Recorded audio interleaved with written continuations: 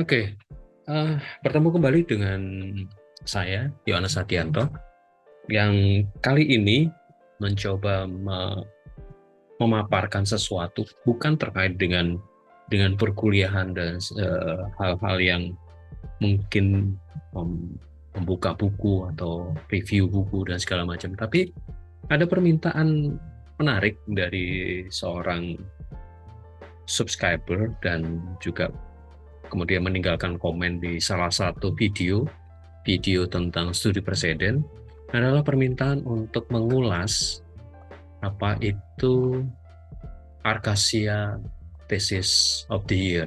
Arcasia Thesis of the Year, dan diminta oleh ini Seriko Kla, semoga saya membacanya benar ya, untuk meminta membahas Arcasia Toy Thesis of the Year. Memang di salah satu materi studi preseden saya sempat menyebutkan eh, apa itu Arcasia Thesis of the Year, tapi kemudian kalau nggak salah saya juga janji untuk mengulas, dan saya coba merespon dan menyajikan di materi kali ini. Kita coba lihat Arcasia itu apa sih? Arcasia Council itu adalah sebuah institusi dari arsitek profesional yang ruang lingkupnya adalah Asia. Kemudian kenapa ada institusi tersebut? Untuk ini tadi lebih ke poster friendly, intellectual, artistic education. Jadi kenapa ada Arcasia Thesis of the Year Toy ini? Itu terkait juga tentang education, terkait dengan pendidikan untuk menjadi seorang arsitek. Kemudian ini seperti biasa sebuah institusi regional berkaitan dengan kesamaan hak, kemudian juga mencoba menjalin hubungan dan segala macam. Karena seperti kita ketahui bahwa profesi arsitek itu adalah profesi yang salah satu profesi yang masuk di pasar bebas, sehingga arsitek-arsitek profesional secara bertahap ya, dari ASEAN, kemudian Asia, kemudian dunia, akan bisa melakukan praktek profesinya di tempat lain, tidak hanya terkurung di sebuah negara.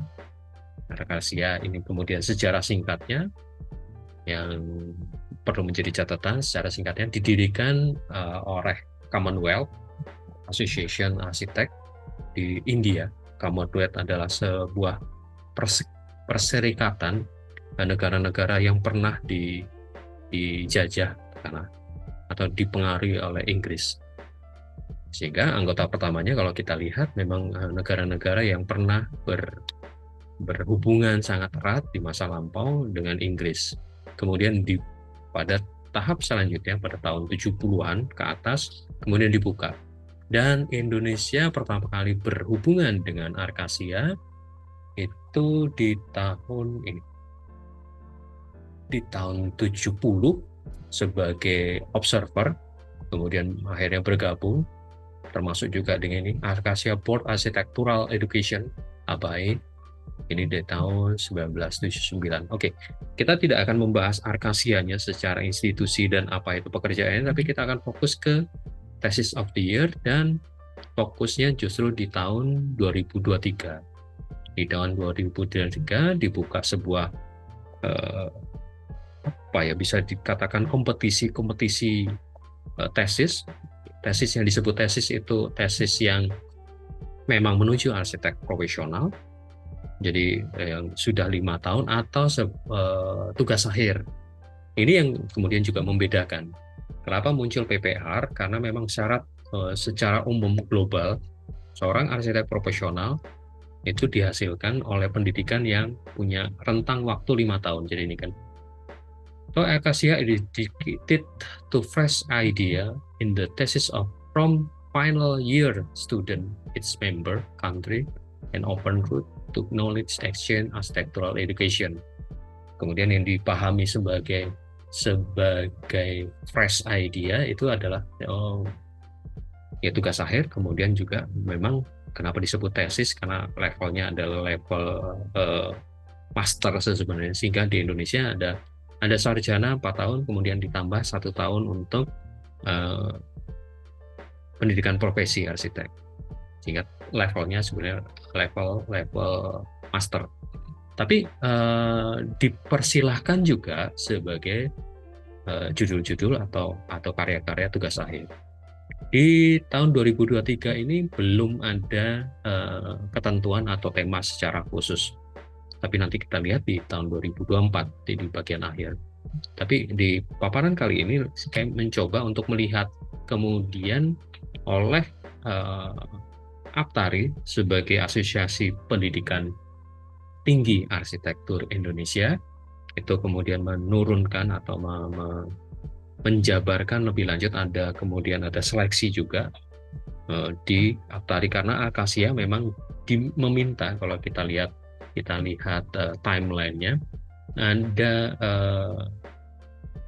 tahapan. Jadi selesai dulu di sebuah negara, kemudian baru disubmit ke Akasia beberapa yang sudah dipilih. Jadi ada pembatasannya, ada jenjangnya. Oke, dari APTARI juga ada jenjangnya. Indonesia dibagi menjadi 3 wilayah barat, tengah, dan timur. Kemudian ada seleksinya, ada pemilihannya, ada jurinya. Setelah dari ketiga wilayah ini, masing-masing wilayah kemudian menentukan pemenangnya, kalau nggak salah 3 atau 5, saya lupa. Kemudian ada juri nasional yang kemudian memilihnya, dan kemudian dikirim ke Akasia. Di kali ini coba lihat 5 besarnya dari APTARI sendiri. Jadi di paparan kali ini mungkin saya hanya membahas 3 misalnya. Ini tugas akhir yang berjudul Zero Waste Center di ITB Jatinangor.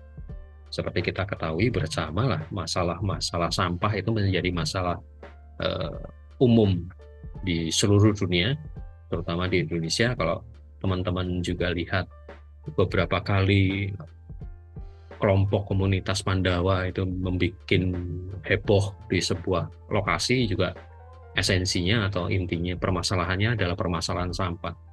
Tapi dari tugas akhir ini, hal yang menarik adalah bagaimana kemudian menyelesaikannya. Ada pendekatannya, ada 3 paradigma yang coba didekati. Jadi ecological architecture, multi-sensory experience, dan integrated sustainable. Jadi terkait dengan arsitektur, eco-arsitektur, banyak bahasanya tentang itu. Tapi yang buat saya justru menarik adalah sensorinya, multisensori. Sampah selalu terkait dengan bau, terkait dengan hal yang jorok dan segala macam, itu yang coba diperbaiki dan segala macam, coba dilakukan pendekatan dan keberlanjutan seperti biasa. Secara teoritik ada Cradle to Cradle, ada sebuah buku Cradle to Cradle yang juga kayaknya coba diaplikasikan di tugas akhir ini.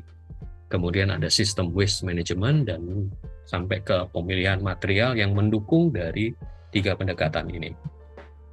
Tugas akhir ini menjadi menarik dan sepertinya menjadi 5 besar karena ada hal yang berbeda. Arsitektur bukan hanya sekedar bentuk, arsitektur bukan hanya sekedar gaya-gayaan bentuk, akrobatik bentuk, kalau istilah saya akrobatik bentuk, tapi justru di tugas akhir ini lebih kepada sistem. Dari zonasi, dari pemilihan material, dari pendekatan dan segala macam, itu bermain dengan sistem yang dijalin sedemikian rupa untuk menyelesaikan permasalahan sampah. Jadi kalau mau dilihat bangunannya, mungkin bukan bangunan yang sangat spektakuler secara bentuk arsitektural, tapi justru di dalam bangunan ini sistem itu berjalan sampai ke pemilihan materialnya juga, itu yang berjalan. Di titik fokus utama atau titik keunggulan dari tugas akhir ini justru pada kemampuan si mahasiswa ini untuk menggabungkan beberapa sistem ekologi arsitektur, sistem yang terkait dengan experience arsitektur, dan apalagi tolak ukurnya adalah sensori, panca indera kita, dan keberlanjutan. Bagaimana kemudian sampah itu diolah dan segala macam. sampai kan ada produk akhirnya. Bagaimana kemudian itu diproduce di dalam pabrik ini. Kalau boleh saya menyatakan ini sebenarnya pabrik, merancang sistem pabrik, tapi dan dilakukan oleh mahasiswa arsitektur, bukan mahasiswa dari jurusan industri katakanlah. Dan itu kelebihannya di situ. Kemudian karya yang kedua, ini karya tentang atau karya yang ada di Bali kalau nggak salah, tentang ini Karangasem.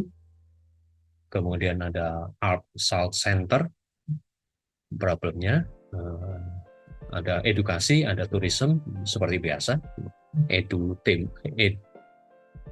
tourism seperti itu. Dan kalau saya yang melihat di sini adalah keunggulan dari ini adalah kemampuan untuk memahami critical regionalism sebagai sebuah pendekatan regionalisme, critical regionalism melihat kalau konteksnya Bali selalu kan berkaitan dengan ornamen Bali, berkaitan dengan Kaje Kelot dan beberapa pembagian 9 petak tersebut. Tapi di sini bagaimana kemudian melihat budaya-budaya itu terkait kemudian dengan fungsinya, itu kemudian tidak serta-merta terlihat Bali secara visual. Kembali lagi kalau di sini bukan pada visualisasinya, tapi pada programmingnya, kekuatan programming. Oke, itu tidak banyak yang bisa dieksplor di sini karena memang poster yang disajikan tidak terlalu banyak menjelaskan. Tapi kalau mau dilihat, ada satu sistem yang di sini yang sepertinya ini menjelaskan. Saya coba untuk crop di bagian sini dan dibesarkan, ternyata pecah. Saya tidak bisa membaca lebih lanjut sebenarnya. Tapi oke lah. Kalau catatan yang penting dari sini adalah ini critical regionalism sebagai sebuah pendekatan, dan itu diolah cukup berhasil. Oke, karya berikutnya adalah ini Agro Park. Kalau mau dilihat kaitannya seperti biasa, ada kebun produktif, ada rekreasinya. Tapi rekreasinya benar-benar kemudian dipotong, dan kreatif. Bukan rekreasi sekedar rekreasi saja, tapi sampai pada tahapan kreatif. Dan secara kembali lagi, secara sistem, secara pendekatan, secara hal-hal yang riset awal yang belum ke arsitektural, itu jadi kekuatannya. Ini seperti isu pangan, kemudian juga ada isu tourism dan segala macam perkembangan. Kalau teman-teman lihat bahwa akibat dana desa muncul banyak beberapa desa yang kemudian mengembangkan ekoturism, yang berbasis pada alam, berbasis pada potensi desa tersebut. Dan ini sepertinya mengolah ke arah sana. Dan satu hal lagi secara arsitektural adalah desain yang berkontur, buat saya cukup berhasil diselesaikan oleh mahasiswa ini. Jadi pendekatan produktif dan rekreatif ini kemudian diimplementasikan di sebuah site yang berkontur, dan itu cukup berhasil untuk dikembangkan lebih lanjut. Kalau bahkan kita lihat ini, bentukan-bentukan melengkung ini bukan sekedar bentukan untuk seatraktif, tapi benar-benar respon dari bentuk konturnya, bentuk tapak alamnya. Kalau kita lihat, bentuk konturnya cukup curam dan cukup atraktif. Itu salah satu keberanian dari arsitek ini untuk mahasiswa ini untuk memilih sebuah site yang sangat menantang, sampai kepada pemilihan material dan pemilihan detail-detailnya, detail struktural yang kalau toh ditempatkan di kawasan ini bangunan ini bisa katakanlah menyatu, bisa tidak membuat alienasi, jadi tidak membuat barang yang aneh di kawasan ini.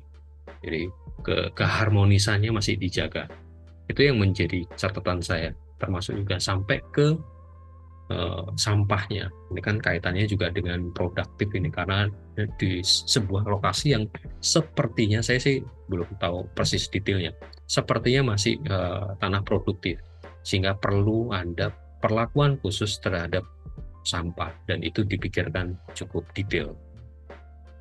Oke, itu yang di Indonesia. Saya dari 5 saya pilih hanya 3 saja untuk dibahas. Tapi oke, kita masuk yang justru yang internasional, yang memenangkan Arcasia Thesis of the Year tahun 2023.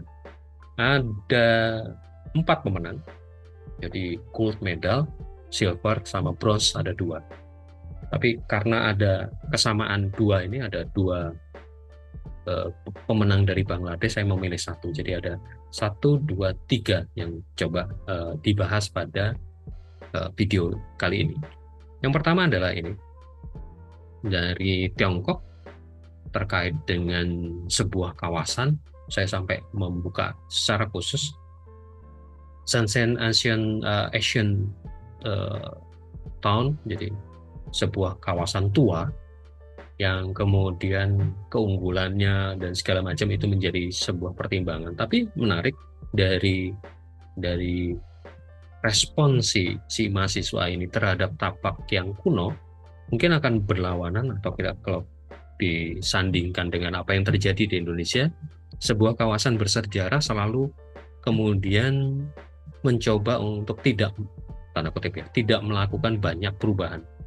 Tapi kalau dilihat si mahasiswa ini justru melakukan perubahan yang cukup radikal. Jadi ini penjelasannya. Kemudian ada sedikit terkait dengan turisme, terkait dengan kesejarahan yang panjang dan segala macam. Tapi kemudian pemilihan tema besarnya yaitu line dan vektor, itu yang buat saya jadi cukup menarik dibahas. Artinya dia melihat ada sumbu utama, ini ada sumbu utama, kemudian sumbu berikutnya sebagai sebuah line, dan kemudian ada vektornya. Ini dari identifikasi analisis kawasan, bukan hanya analisis tapaknya saja, tapi melihat secara luas, karena ini memang sebuah kawasan bersejarah, jadi perlu hati-hati. Kemudian dicoba dibandingkan. Kemudian saya teringat apa yang dilakukan si mahasiswa ini tidak beda dengan apa yang dilakukan di Parc de la Villette yang di Prancis. Jadi sepertinya mencoba mengadopsi pemikiran Parc de la Villette ini ke dalam proyek ini, dan itu cukup berhasil. Dengan tekniknya, dengan metodenya yang kayak sepertinya mirip. Seperti tadi, saya tidak bisa mengulas lebih dalam karena poster yang tersaji di website Arcasia TOY 2023 ini ya hanya poster ini dengan tulisan yang cukup tidak jelas sehingga cukup meraba-raba. Tapi dari grafis yang ditampilkan, ada grafis penjelasan kotanya, kemudian ada seperti ini timeline perkembangannya, dan kemudian mencoba menarik garis, dan kemudian ada vektornya segala macam. Sepertinya ada kemiripan secara metode pendekatan perancangannya dengan apa yang dilakukan oleh arsitek, saya lupa, Bernard Sumi di Parc de la Villette. Mungkin saya salah, tapi the Parc de la Villette terbagi menjadi surface, point, kemudian line, dan di bagian ini ada line, ada pointnya, dotnya, yang fuli ini, kemudian ada surface-nya. Surface itu kota. Sepertinya pendekatannya sama. Oke, kita lanjut ke pemenang berikutnya. Ini terkait di Bangladesh, kemudian Echo of Replenishment, kaitannya dengan Padma Bridge.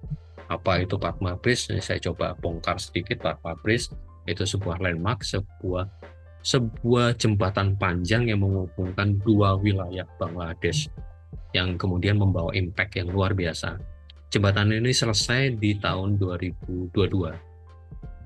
Lalu apa yang menarik dari jembatan ini? Kenapa kemudian menjadi pokok pemikiran? Ini penjelasan singkatnya, kemudian penjelasan gambarnya bahwa bangunan ini terdiri dari ini Esplanade. Tapi yang buat saya akhirnya sepakat bahwa ini sebuah karya yang menarik adalah ini. Ternyata ketika membangun sebuah jembatan, itu disediakan pabrik khusus untuk membuat elemen-elemen dari jembatan tersebut. Yang kemudian ini bisa dikatakan direvitalisasi, di reuse dari sebuah pabrik menjadi sebuah museum dan segala macam.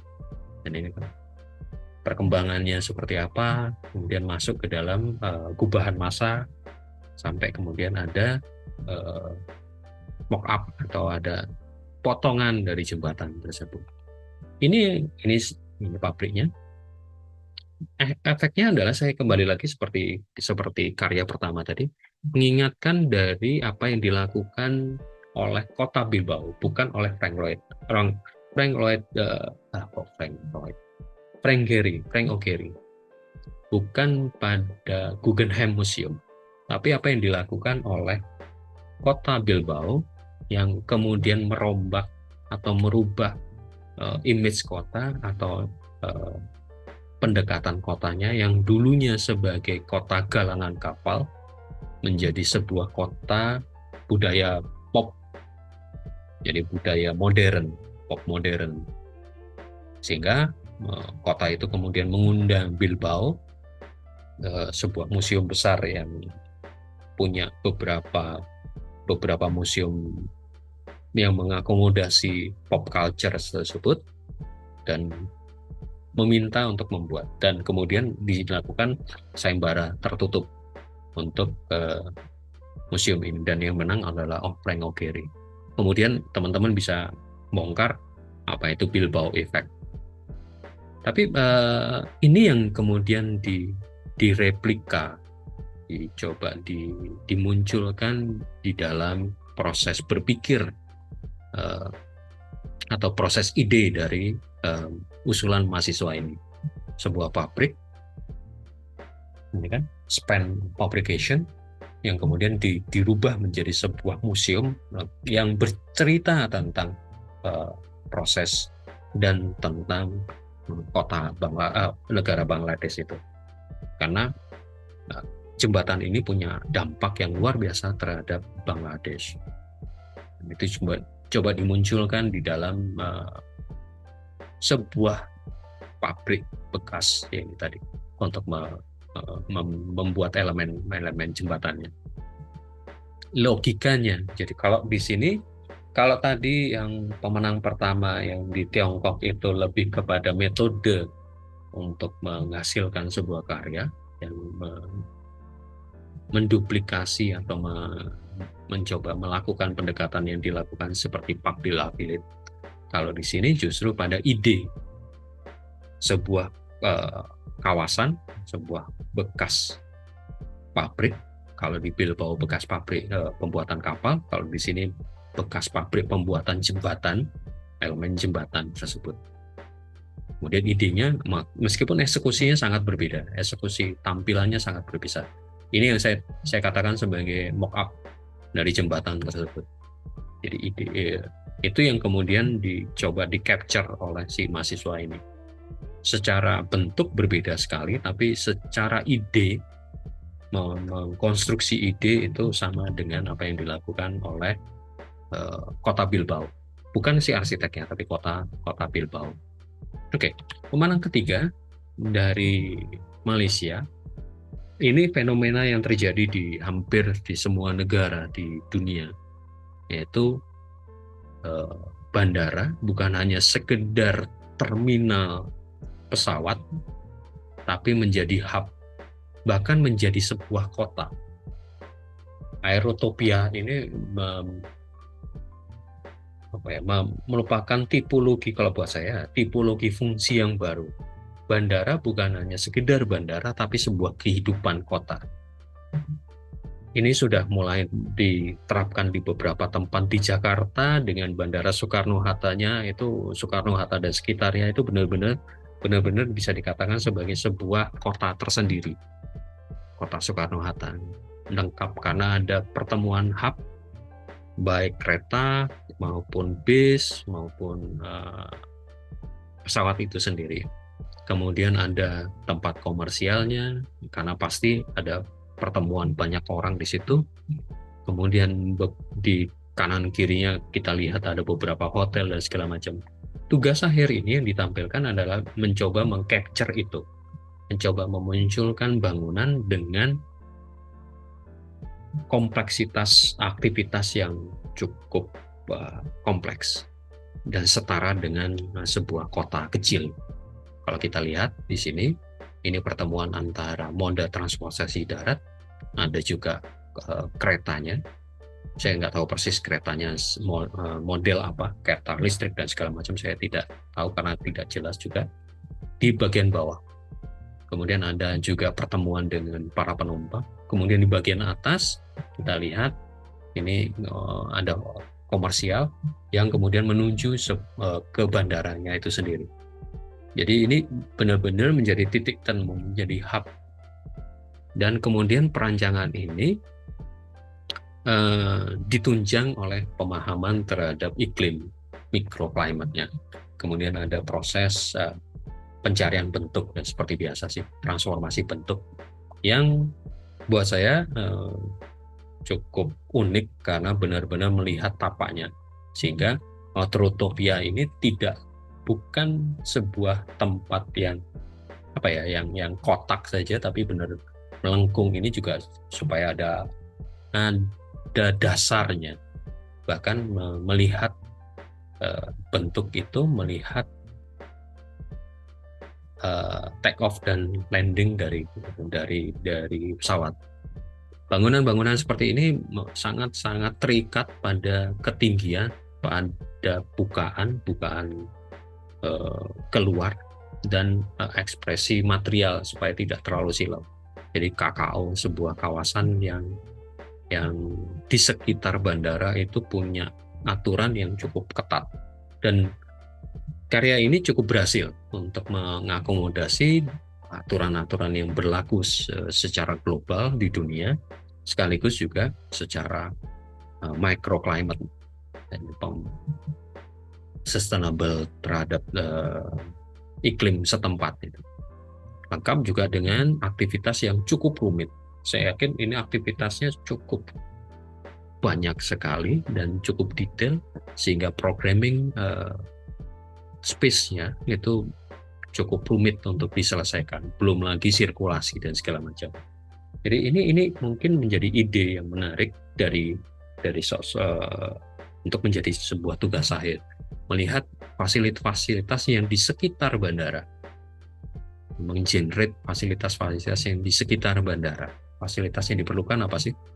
Terkadang anak arsitek harus cukup jeli terhadap dan cukup peka terhadap kebutuhan fasilitas yang ada di sekitar entah terminal, entah bandara, entah pelabuhan dan segala macam. Itu bisa banyak di-generate karena di tempat-tempat itulah manusia itu berkumpul dengan segala macam strata sosial, dengan segala macam kebutuhan pergerakannya, kebutuhan aktivitas. Ini beberapa lanjutan, karena kembali lagi karena posternya dengan yang ditampilkan juga seadanya dan cukup kecil filenya, sehingga ketika dibesarkan dan coba di retouch juga tidak berhasil seperti ini. Tapi kita bisa melihat beberapa skema-skema yang kita bisa baca berdasarkan skema tersebut. Seperti ini aktivitas yang cukup rumit, kemudian ini pertemuan dari segala macam, pertemuan orang dari segala macam moda transportasi. Mungkin itu logika berpikirnya, dan ini penjelasannya. Saya ingin menunjukkan bagaimana rumitnya mengidentifikasi aktivitas yang kemudian dijabarkan di dalam sebuah ruang arsitektural. Itu yang cukup menjadi pekerjaan, dan saya kemudian jadi paham kenapa ini menjadi salah satu pemenang dari Arkasia atau 2023. Oke.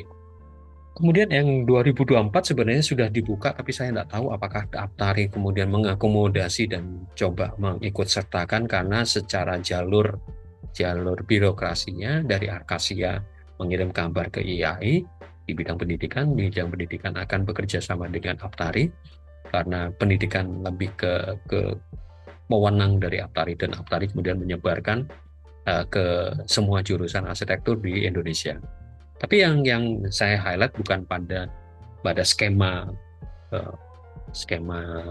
proses seleksinya dan segala macam, tapi yang saya highlight justru pada ini, ada tema yang kemudian muncul di 2024, yaitu paradigma sinergi, yang sebuah karya itu punya nilai, punya value, punya pendekatan terhadap environment, terhadap sustainability, dan AI. Dan itu itu menjadi pemikiran yang bersinergi, saling memperkuat, saling melengkapi. Dan ini kayaknya memang menjadi tren, kalau bisa dikatakan tren, atau bisa menjadi basis pemikiran penting di dalam berarsitektur di seluruh dunia saat ini. Masalah global warming itu menjadi hal yang penting, sehingga kemudian diturunkan ke dalam pendekatan lingkungan dan keberlanjutan. Kemudian masalah kecerdasan buatan yang ketika masa pandemi itu sangat marak dibahas. Beberapa buku muncul dan kemudian mempertanyakan sisi manusianya. Justru di tesis ini, di sayembara ini, kompetisi ini, mencoba mencari bagaimana calon-calon arsitek ini memahami AI tersebut dalam sebuah proses perancangan. Jadi mungkin highlightnya di situ, highlight kepada tema yang muncul di Thesis of the Year di tahun 2024 ini, yang akan kemudian diselenggarakan di Sri Lanka bersama. Jadi mungkin itu yang bisa saya sampaikan untuk penjelasan singkat tentang Arkasia Thesis of the Year, dan semoga contoh-contoh ini bisa memicu atau bisa men-trigger ide-ide desain, terutama untuk tugas akhir. Mungkin tidak untuk mengikuti Thesis of the Year, tapi contoh-contoh kasus ini bisa menjadi pemantik ide-ide kreatif kalian. Melihat sekelilingnya ada apa, kemudian coba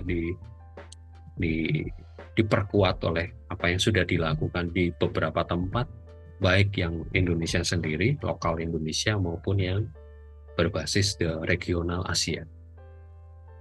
Mungkin itu yang bisa saya sampaikan. Terima kasih banyak. Semoga kalian selalu diberi kesehatan, dan kita ketemu lagi di materi-materi yang lain. Salam sehat selalu. Terima kasih.